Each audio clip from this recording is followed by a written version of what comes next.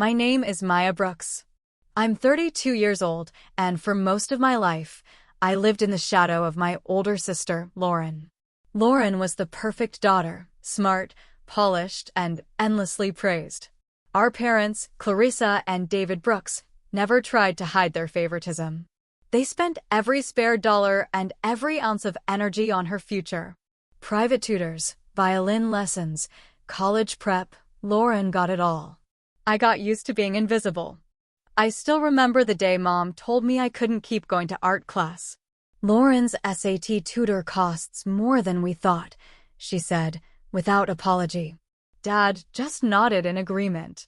My heart sank, but I said nothing. That was my role: silent, obedient, forgettable. But I didn't stay small forever. I worked through high school, earned scholarships, and fought my way through college. I built a career in advertising, and now I lead campaigns for top brands here in Riverside Heights. I live in a warm little apartment, drink my coffee black, and come home every evening to my cat, Bruno. And I'm engaged to Ethan Cole, the first person who ever made me feel like I mattered. Sometimes I catch myself wondering, if Lauren had never failed, would they have even remembered I was still here? The day I told them I was getting married, something changed. That was the day everything began to unravel. When Lauren dropped out of grad school, Mom called me in tears. Not about the disappointment or the wasted tuition, no. She cried because Lauren was pregnant. She's been through so much, Mom sniffled. She needs support now more than ever.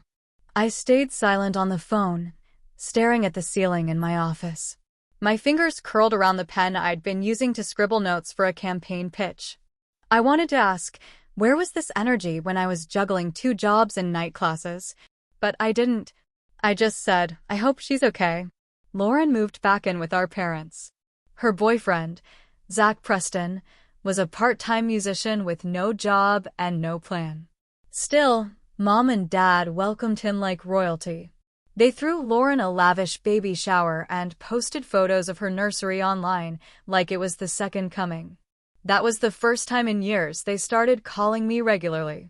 But the conversations were always about Lauren, her cravings, her doctor visits, her emotional healing. It was never about me. I could have won an award, and they wouldn't have noticed unless Lauren was holding it. And yet, despite all of that, I still told them when Ethan proposed. We were sitting on the balcony of our favorite Italian restaurant. Ethan got down on one knee with shaking hands and tearful eyes. I didn't hesitate.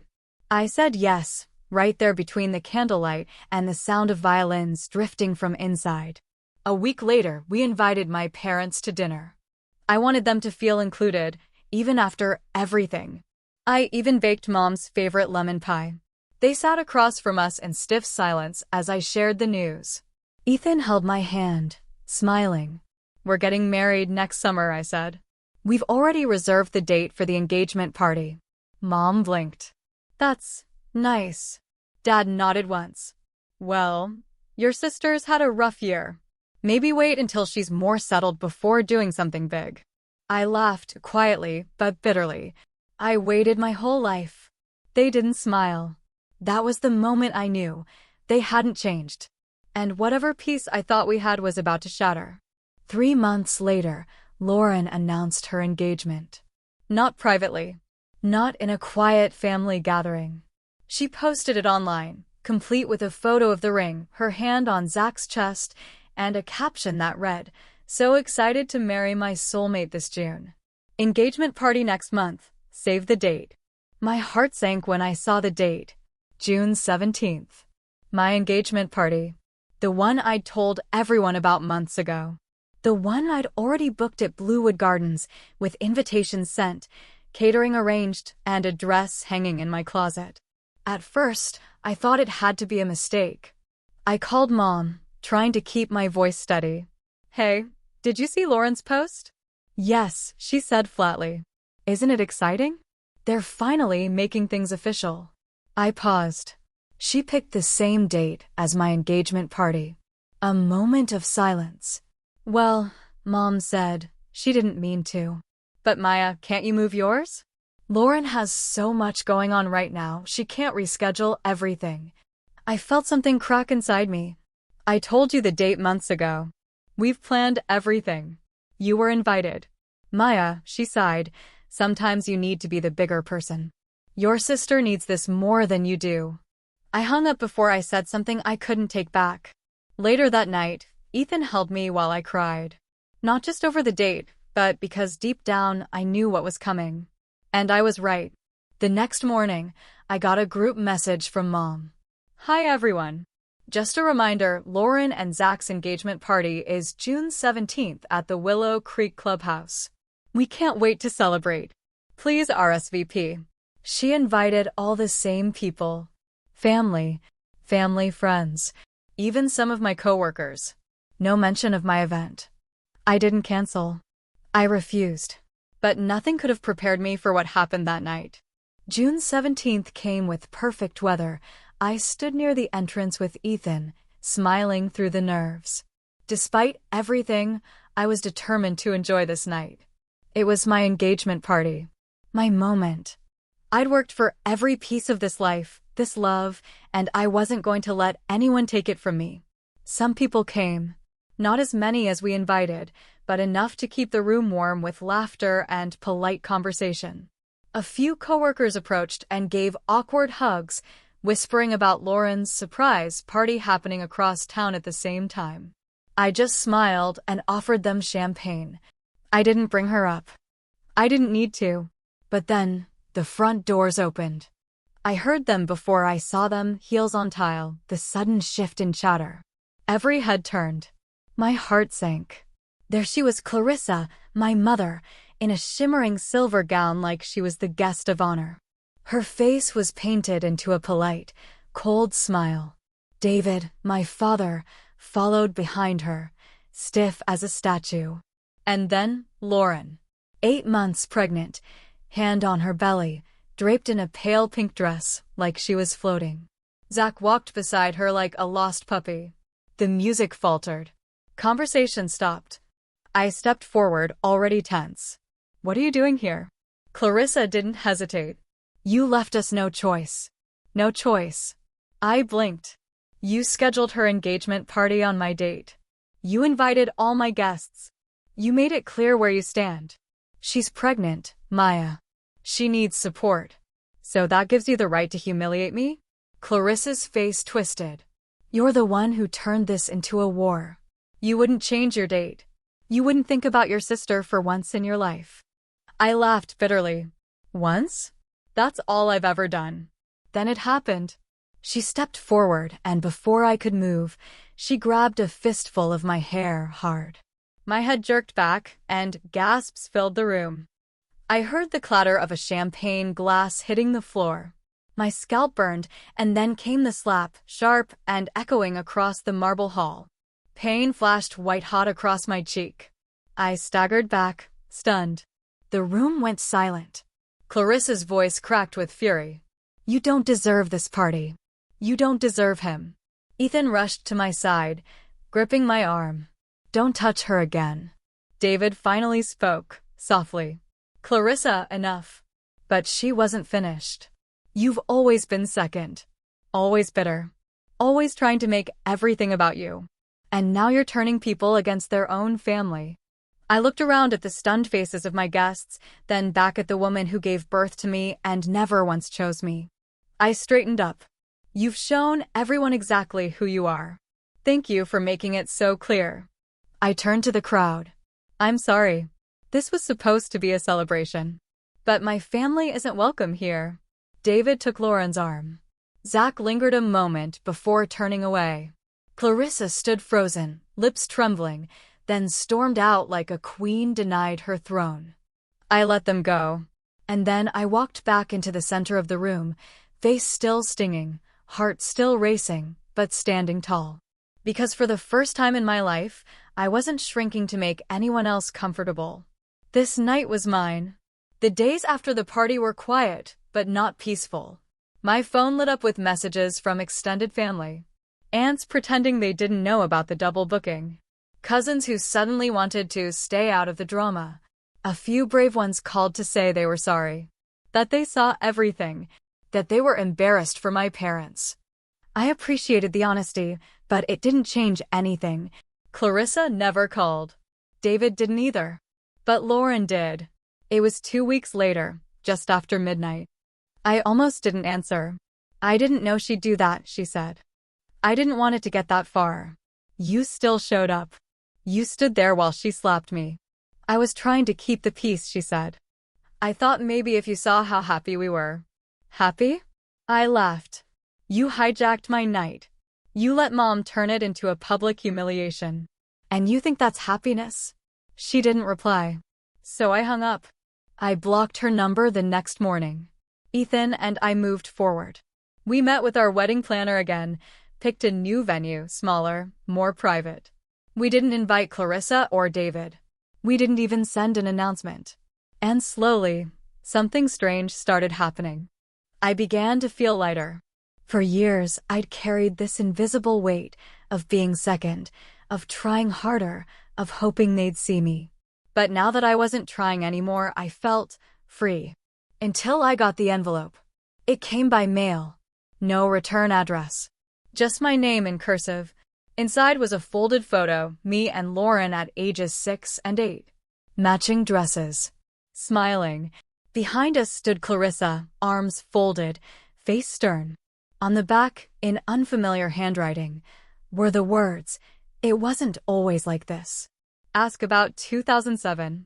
That was the year everything changed. The year Clarissa suddenly withdrew me from a summer camp I loved. The year Lauren mysteriously got private tutoring.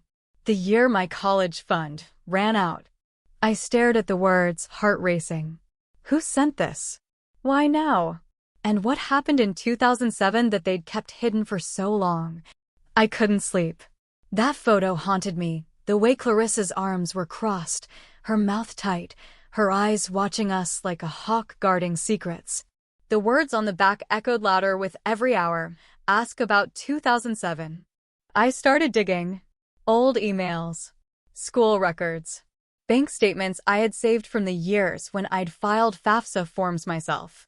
I didn't even know what I was looking for exactly, but something felt wrong. That year, I remembered feeling like I was being replaced, as if my parents had stopped seeing me as a daughter and more like a burden. A week into my search, I finally called someone I hadn't spoken to in years, Aunt Rachel, Clarissa's estranged sister. She picked up after 3 rings. "Maya, I need to ask you something," I said. "About 2007. There was a pause. Then a sigh. I always knew this would come back one day. That's when the pieces began to fall into place. According to Aunt Rachel, Clarissa and David were deep in financial trouble back then. Lauren had failed her entrance exams twice, and they were desperate to keep her on track. So Clarissa made a decision. She used my college fund, the one Grandma Elaine had set up for me, to pay for Lauren's private coaching and admission help. I was 14. They never told me. They just said there wasn't enough money anymore. And when Grandma found out a year later, she confronted them. Furious. Heartbroken. But instead of making it right, Aunt Rachel said, Clarissa cut everyone off. She said it was family business and told us to stay out of it. My chest tightened. Why didn't you tell me sooner? I wanted to. But your mother made it clear, if anyone interfered, she'd disappear with both of you. We were scared. And later, you were already on your own. I didn't want to bring you more pain. I thanked her and ended the call with shaking hands. All this time I thought I'd just been overlooked, pushed aside. But it wasn't neglect. It was theft. A deliberate choice.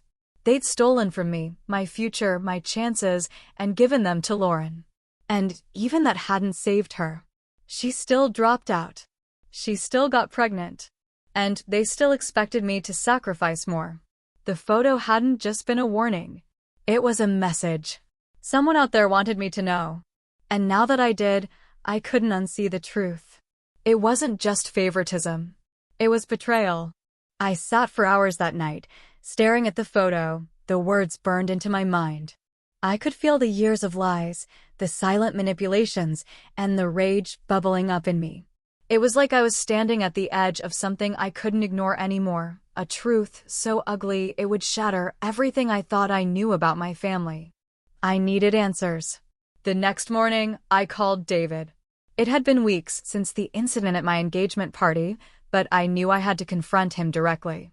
I couldn't let them continue to control my narrative. He picked up on the first ring. Maya, his voice was soft, almost guarded, like he already knew what I was going to ask. 2007?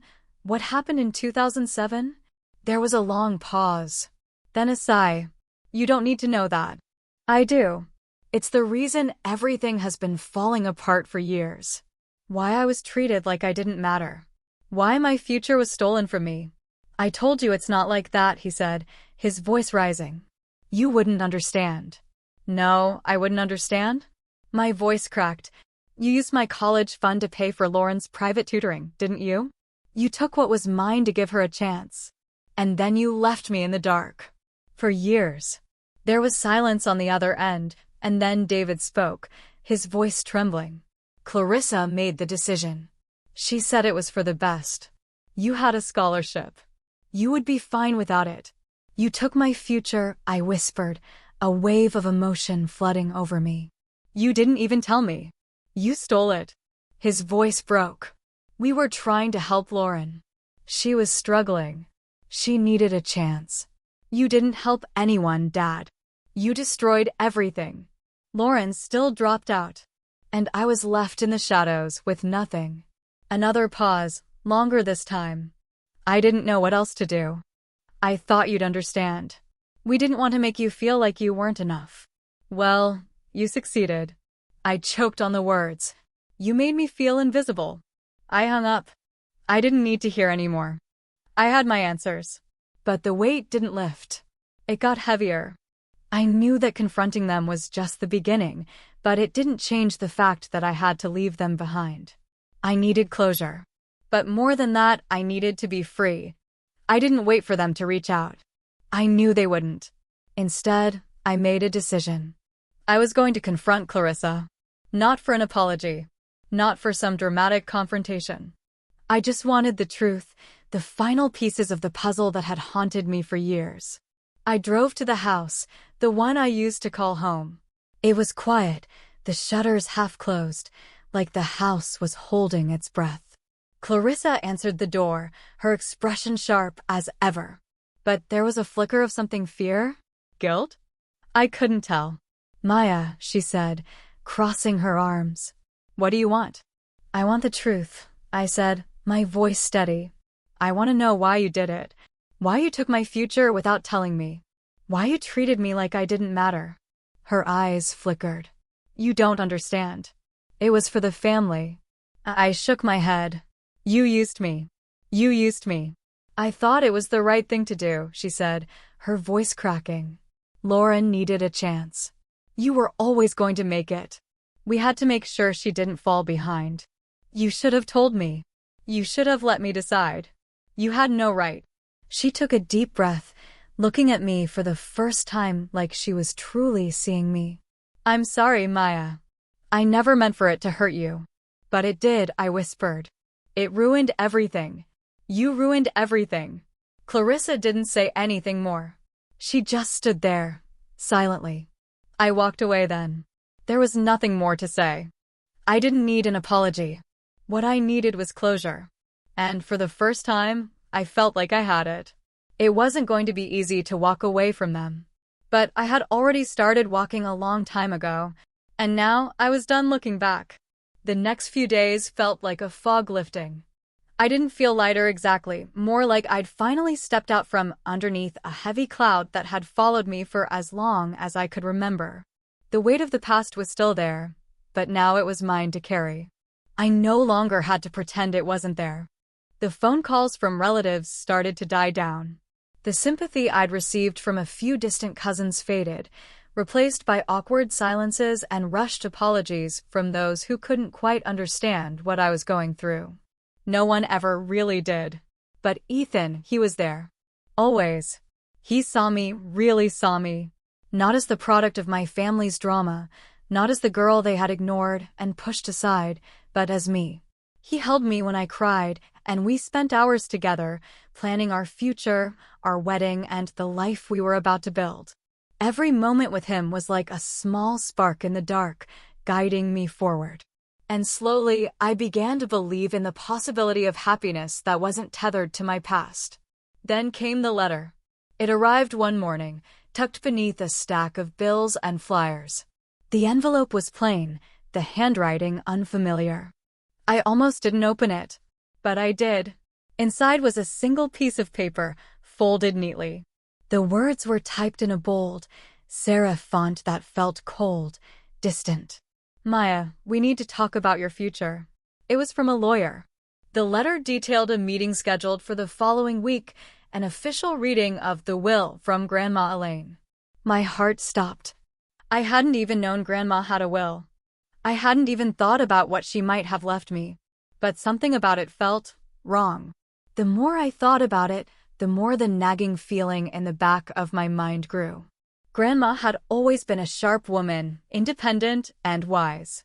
But I had no memory of her ever mentioning anything about a will. She'd never made a fuss about money, never had me worry about things like inheritance. And yet, here it was, a formal letter from a lawyer, claiming it was time to settle Grandma's estate. I called Ethan, my voice trembling. There's a meeting about Grandma's will next week. And I don't know what to expect.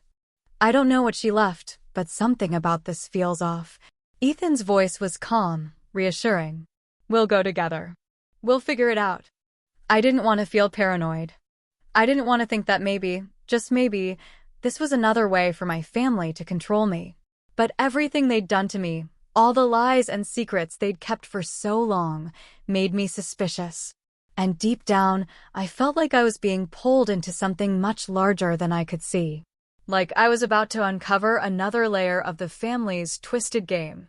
The day of the meeting arrived, and Ethan came with me. We walked into the lawyer's office, a sleek, modern building in the heart of the city. The air felt tense, like we were about to step into a courtroom instead of a conference room. Inside, a middle-aged man in a sharp suit greeted us. He didn't smile, just led us to a polished oak table where several files were neatly stacked. Ms. Montgomery, Mr. Andrews, thank you for coming, the lawyer said, adjusting his glasses. I'm here to read the terms of your late grandmother's will. I sat down, my palms sweating. Ethan reached over and squeezed my hand. The lawyer unfolded the first document and began reading aloud. I, Elaine Montgomery, being of sound mind and body, do hereby bequeath the following assets. The lawyer went on, listing off property, small amounts of money for various charities, and personal effects. But then his voice faltered as he reached the final line of the will. To my granddaughter, Maya Montgomery, I leave the sum of $50,000 to be used for her future endeavors. I blinked. My heart raced. There was no mention of Lauren. No mention of my parents. Just me. I wasn't sure how to react. This was unexpected. But it was also exactly what I needed to finally feel like I wasn't just a victim in my own family's narrative. It wasn't a fortune, but it was enough to set my own path, to build something for myself without anyone's approval or permission. But then, the lawyer slid another piece of paper across the table. This one was different. It was a document from my mother, Clarissa. In the event of Maya Montgomery's inheritance from my mother, I request the sum be used solely for the payment of debts and to assist with my own future medical expenses. My breath caught in my throat. Clarissa had planned to claim the money. This was exactly what I had feared. I turned to the lawyer, my voice shaking with anger. You can't let her do this. She's trying to take what's mine. The lawyer's face remained neutral. This is why I'm here, Ms. Montgomery. We need to finalize all claims and make sure the will is executed properly. We can discuss the matter further. But I was done with discussions. I was done with their manipulation. With Ethan by my side, I made a decision. I would fight for this. The money, the future, everything they had stolen from me. And I would never let them take anything else. I walked out of that lawyer's office with fire in my chest. It wasn't about the money, not really. It was about principle. It was about the fact that even after everything they'd done, even after Clarissa had slapped me in front of a room full of people and tried to ruin my engagement, she still believed she could control me. And now she wanted to steal the one final gift my grandmother had left me. Something that was mine. Ethan and I didn't speak much on the drive home.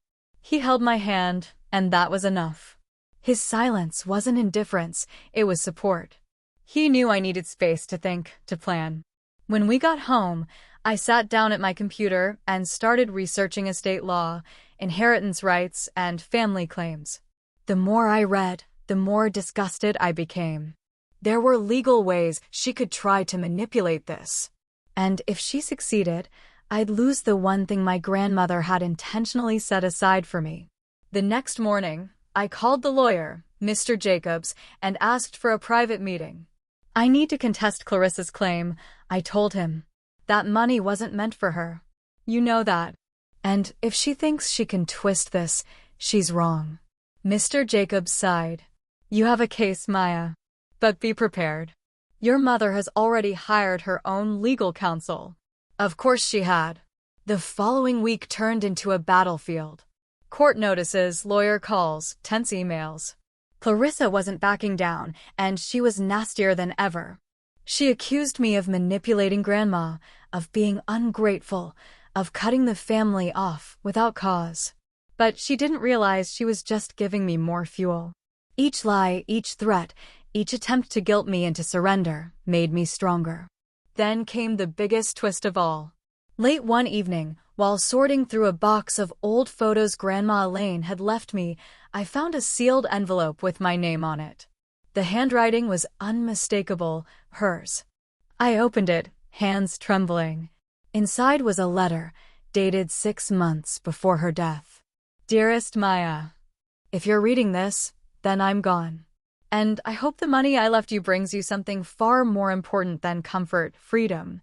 I always knew how your parents treated you. I saw the way they pushed you aside, just as they pushed me aside whenever I disagreed with their choices. You were always the one who came to visit. You always listened, even when no one else did. I wanted to give you something that could never be taken back. Something you could use to start over if needed. Use it well, and know this, I was always proud of you. Love, Grandma Elaine. I cried as I read her words. For the first time in a long time, I felt seen. I handed the letter to Mr. Jacobs the next day. It changed everything. Clarissa's claim collapsed under the weight of Grandma's words. The court dismissed her petition, and the inheritance was legally confirmed as mine alone. Clarissa, enraged and humiliated, sent one final message: you'll regret turning your back on your family. But she was wrong. Because for the first time in my life, I hadn't turned my back, I'd stood up. I used part of the inheritance to pay off the last of my student loans, then used the rest as a down payment for a small but cozy townhouse on the edge of the city. A place Ethan and I could call ours. We married 3 months later. It was a quiet ceremony, no drama, no family chaos. Just peace. Just us. And as I stood there, holding Ethan's hands, I realized something beautiful. I hadn't just escaped a toxic family. I had created a new one built on love, respect, and truth.